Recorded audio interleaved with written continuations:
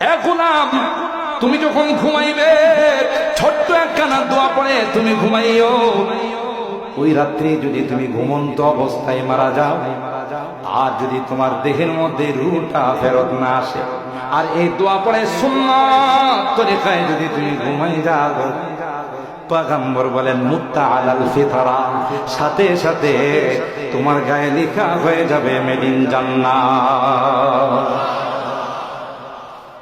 কেন? তুমি তো ঘুমানোর সময় বলেছো আল্লাহুম্মা বিইসমিকা আমুতু ওয়া আহইয়া, হে মালিক তোমার নামে আমি মৃত্যুবরণ করতেছি। আবার যদি আমি সজাগ হই তাইলে তোমার নামে আমি সজাগ হব। সুবহানাল্লাহ। যেই মানুষটা নিজেকে আল্লাহর কাছে সঁপে দিয়েছে, সে যদি মারা যায় তাইলে কি জান্নাতি না জাহান্নামী? একটু জোরে বলে।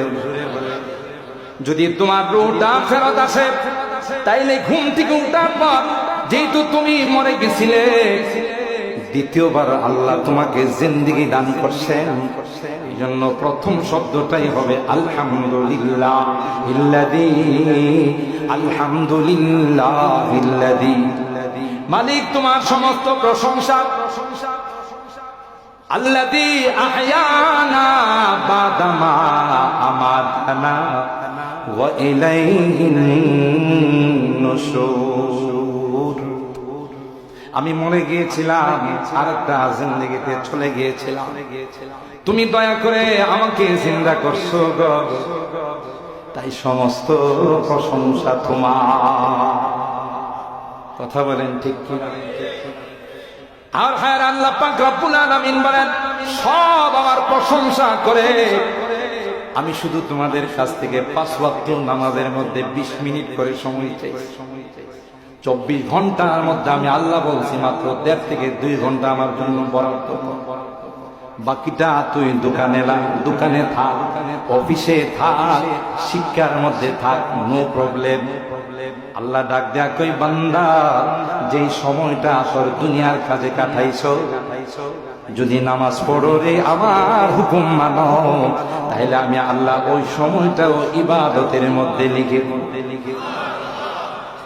সূরাতুল জুমার মধ্যে আল্লাহ বলেন ফাইদা কুদিয়াতিস সালাত ফান্তাসিরু ফিল আরদ, নামাজ হয়ে গেছে, মসজিদে বসা থাকার দরকার নাই, যাও যাও তোমার কর্মস্থলে চলে যাও। আবার আসরের নামাজ পড়ো রে, মাঝখানের সময়টা আমি আল্লাহ তোমার ইবাদতে গণ্য করে দিব। আল্লাহু আকবার বলে। এ বান্দা, তুই যখন সিজদা করবি 360টা জয়েন আমি আল্লাহ তোর মধ্যে ফিট করে দিয়েছি রে বান্দা। সিজদা করতে দেরি হয়, ওই 360টা জয়েন্টের শুকরিয়া আদায় হতে দেরি হয় না।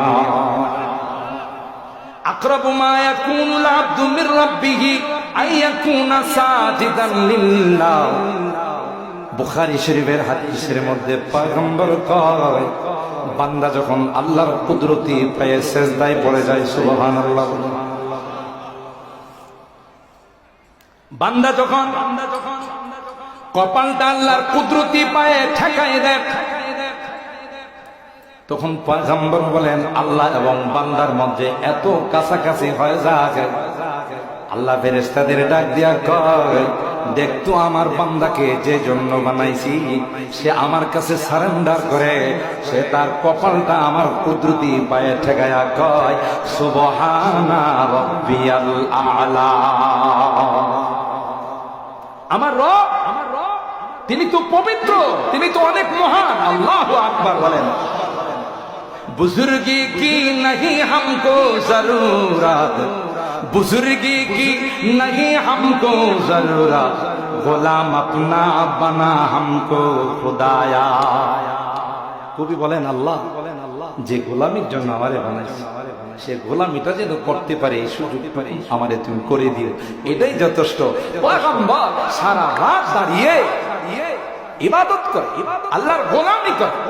সাহাবায়ে কেরাম বললেন ইয়া রাসূলুল্লাহ কাদ গাফারাল্লাহু লাকা মা তাকাদ্দামা মিন যামবিকা ওয়া মা তাআখার। আল্লাহ পাক আপনার আগের পিছনে সব গুনাহ মাফ করে দিয়েছে, আপনি কেন লং টাইম নামাজে দাঁড়িয়ে পাও মোবারক খুলে ফেলেন, খুলে যায়, এত কষ্ট করেন। আল্লাহ না আপনার সব মাফ করে দিছে। পয়গম্বর জবাব দেয়া, ফালা আকুনা আবদান শাকুরা। আল্লাহ পাক যে আমাকে ক্ষমা করে দিয়েছেন, আল্লাহ পাক যে আমাকে মাফ করে দিয়েছেন, এটার শুকরিয়ার জন্যই তো আমি সারা রাত আল্লাহর দরবারে পড়ে থাকি। এ ভাই, দোকানে যাও নিষেধ নাই, অফিসে যাও নিষেধ নাই, রিজিক তালাশ করার কথা আছে, কিন্তু এমন ভাবে তুমি দুনিয়ার পিছনে পড়ে গেলা। মালিক ডাকে, রে 20টা মিনিট আমাকে দিয়ে যাও, তুমি বলো না না 20 মিনিট দেওয়ার মতো সুযোগ না। কথা বলেন ঠিক কিনা? কেন তুমি যখন 8 মাস 10 মাস মা পেটে ছিলা, তোমার খানা কে সরবরাহ করেছিল? জোরে বলেন কে? তোমার বাবা, তোমার দাদা, তোমার কোন আত্মীয় স্বজন নামি দামি কোন হোটেল রেস্তোরাঁ থেকে তোমার খাবার সরবরাহ করে নাই? আল্লাহ ডাক দিয়া ওখানে যে আল্লাহ তোমার খানার ব্যবস্থা করছেন, সেই আল্লাহ কি দুনিয়াতে যাওয়ার পর ব্যবস্থা করবেন না? এ গোলাম, তুই দুনিয়াতে যাবে, ভাত খাইতে পারবি না, কোন শক্ত খাবার গ্রহণ করতে পারবি না।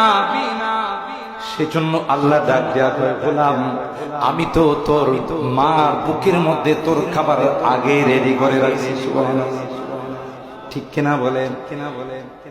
যে মার সন্তান হয় না, সেই মার বুকে কিন্তু দুধ আসে না। কথা বলেন ঠিক কিনা? সন্তান আসবে, আল্লাহ কয় গোলাম পাঠাবো রে। সেজন্য গোলামের খাবার যাওয়ার আগে আমি আল্লাহ তার মার বুকের মধ্যে রিজার্ভ করে রাখলাম। জুনুনুম মিন কান তাসালি রিজকি ওয়া ইরযাকু ফি গিশাওয়াতিল জানিন। পাগল, তুই তো আস্তে একটা পাগল। সকালে যাস, রাত 12টা 1টায় তুই বাসায় ফেরত আসো, মাঝখানে মালিককে 2টা সিজদা দেওয়ার সময় লাগে। তোর মতো পাগল পৃথিবীর মধ্যে আর কেউ নাই।